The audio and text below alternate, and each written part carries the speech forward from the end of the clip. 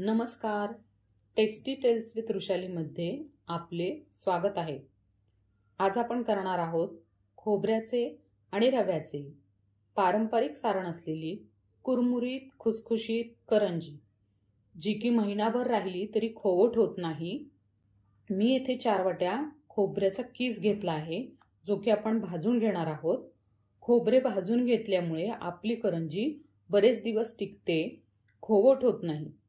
बदामीसर रंगावर खोबरे भाजून घ्यायचे आहे.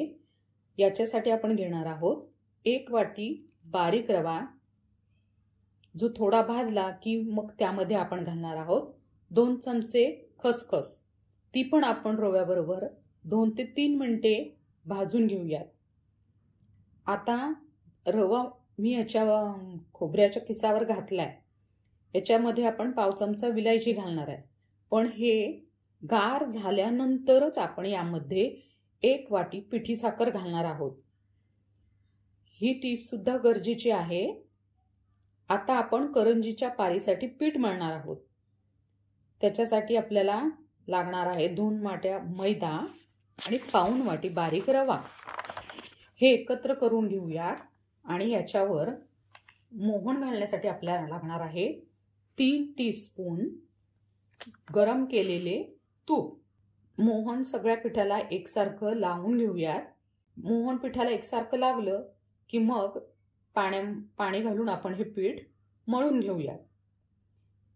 पीठ मळलं की तुम्हाला दिसत असेल मी बोटानं त्याच्यावर थोडेसे ठसे उमटवले आहेत.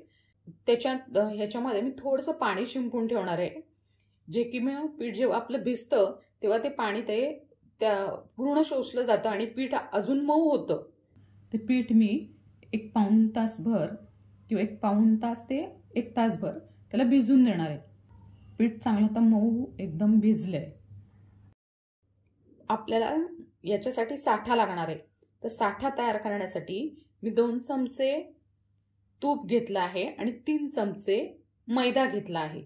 हे चांगलं एकत्र करून घेऊयात आणि या पिठाची एक जाडसर पोळी लाटून घेऊयात. साठा तयार केल्यामुळे काय होतं की त्या करंजीला छान बबल्स येतात, ती खुसखुशीत होते, म्हणून साठा आपण त्याला लावतो. आता हा जो साठा तयार केलाय आपण तो त्या पोळीला एकसारखा बोटाने सगळीकडे लावून घेऊयात आणि त्याची अशी गुंडाळी करून घेऊयात. या गुंडाळीचे आपण एकसारखे काप करून घेऊयात. म्हणजे काय होईल की आपल्या सगळ्या ज्या लाट्या आहेत त्या एकसारख्या होतील.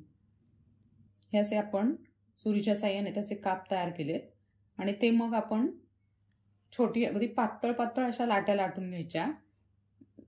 लाट्या खूप जाड नकोत. आता हे माझ्याकडे असा करंजीचा साचा आहे, त्याच्या साहाय्याने मी करंजी करणार आहे. त्याच्यामध्ये आता मी सारण घेतलंय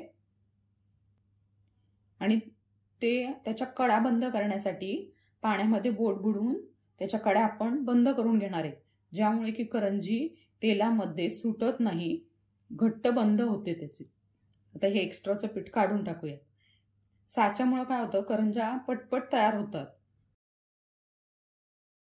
साचा नसेल तर आपण हाताने सुद्धा त्याच्या कडा बंद करू शकतो व्यवस्थित.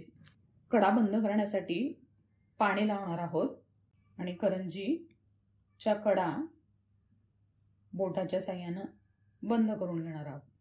अशा प्रकारे या कडा दुमडून घ्या. अशा प्रकारे आपल्या सगळ्या करंज्या तयार झाल्या आहेत. करंजी तयार करताना त्या नेहमी झाकून ठेवाव्यात, म्हणजे त्याची पारी जी आहे ती ओली राहते आणि मग ते तळताना त्याला छान असे बबल्स येतात आणि यामुळेच मग आपली करंजी कुरकुरीत खुसखुशीत होते. ह्या आपण आता बदामीसर रंगावर तेलावर तळून घेऊयात.